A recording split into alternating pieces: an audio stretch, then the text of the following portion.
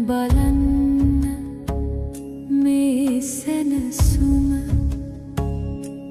නිවුණු සිත්වල සදාතනික සාමය ලෝකය ඉන්න මෛත්‍රිය පතා එන්න ලෝකයාගේ නිවෙන සිත් පතා එන්න ලෝකානුකම්පාව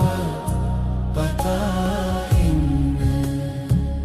බොහෝ ජනයාගේ හිත සුව පිණිස